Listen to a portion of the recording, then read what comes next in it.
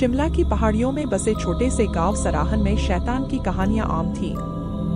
गांव के लोग सूरज ढलने के बाद बाहर निकलने से डरते थे, क्योंकि कहा जाता था कि रात के अंधेरे में शैतान घूमता है, किसी न किसी की आत्मा को अपनी गिरफ्त में लेने के लिए। यह दुष्ट आत्मा जंगल के घने पेड़ों के बीच छिपी रहती थी और हर नई चांद की रात को प्रकट होती थी।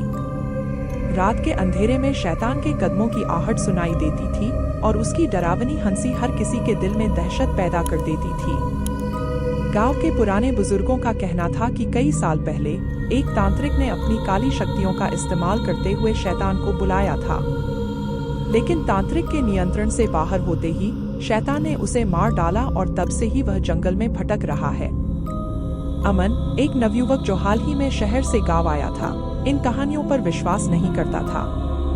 उसे लगता था कि ये सब मनगढ़ंत बातें हैं जो गांव वालों ने बच्चों को डराने के लिए बनाई हैं। लेकिन उसकी सोच जल्द ही बदलने वाली थी। एक रात जब अमन अपने दोस्तों के साथ अलाव के पास बैठा था, उन्होंने उसे शैतान की कहानियां सुनाई। एक दोस्त ने कहा, अमन, तुमने शायद शैतान की कहानियां नहीं सुनी होंगी, लेकिन ये सच है। हर नई चांद की रात वह शिकार की तलाश में निकलता है। अमन ने हंसते हुए कहा, तुम लोग भी कितने डरपोक हो। ये सब सिर्फ कहानियां हैं, हकीकत में कुछ नहीं होता। दोस्तों ने उसे चेतावनी दी, लेकिन अमन ने उन्हें नजरअंदाज कर दिया। उसने फैसला किया कि वह खुद जंगल में जाकर सच्चाई का पता लगाएगा। अगली नई चांद की रात अमन अकेले ही जंगल की ओर निकल पड़ा। उसके हाथ में एक टॉर्च और एक छोटी सी छड़ी थी, जिसे उसने अपनी सुरक्षा के लिए लिया था। जंगल में घुसते ही उसे अजीब सी सिहरन महसूस हुई। पेड़ों के बीच से आती हवाओं की सरसराहट और अंधेरे की चुप्पी ने उसके दिल में थोड़ी बहुत घबराहट पैदा कर दी। उसने टॉर्च जलाकर चारों ओर देखा, लेकिन उसे कुछ नहीं दिखाई दिया। कुछ देर चलते चलते उसे महसूस हुआ कि कोई उसका पीछा कर रहा है। उसने मुड़कर देखा, लेकिन वहां कोई नहीं था। अचानक उसे दूर से किसी की हंसी सुनाई दी। वह हंसी इतनी भयानक थी कि उसके रोंगटे खड़े हो गए। उसने तेजी से चलना शुरू किया, लेकिन वह हंसी उसकी दिशा बदलकर उसके करीब आती जा रही थी।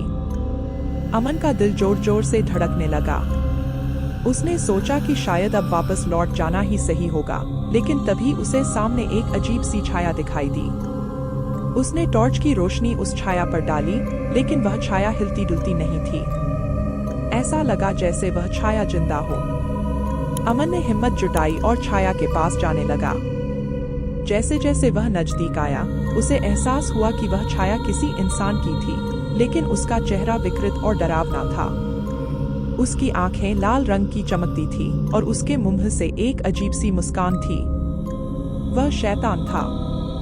अमन का दिल तेजी से धड़कने लगा, लेकिन उसने खुद को संभालते हुए कहा, कौन हो तुम और क्या चाहते हो? शैतान ने एक गहरी गूंजती हुई आवाज में कहा, मैं वह हूँ जिसे तुमने खोजने की हिम्मत की है। अब तुम्हें इसकी कीमत चुकानी पड़ेगी। अमन ने अपनी छड़ी उठाई और शैतान की ओर इशारा किया, मैं तुमसे नहीं डरता। ये सब तुम्हारी चालें हैं। शैतान ने जोर से हंसते हुए कहा, तुम्हारी हिम्मत की दाद देता हूँ, लेकिन यह जगह अब तुम्हारी कब्र बनेगी। अचानक शैतान ने अपने हाथ उठाए और हवा में कुछ मंत्र पढ़ने लगा। अमन ने महसूस किया कि जमीन उसके पैरों के नीचे से खिसक रही है। वह गिरने लगा और अंधेरे में समा गया। जब उसे होश आया, वह एक गुफा के अंदर था। चारों ओर घना अंधेरा था और केवल कुछ टिमटिमाती लपटें उसे रोशनी दे रही थी। अमन ने चारों ओर देखा और देखा कि गुफा की दीवारों पर अजीबोगरीब चित्र बने हुए थे। ये चित्र शैतान के विभिन्न रूपों को दर्शाते थे। तभी उसे गुफा के एक कोने में एक पुरानी किताब दिखाई दी। उसने किताब उठाई और पढ़ना शुरू किया। यह किताब उस तांत्रिक की थी जिसने शैतान को बुलाया था। किताब में शैतान को नियंत्रित करने के तरीके और उसे वापस नरक में भेजने की विधि लिखी हुई थी।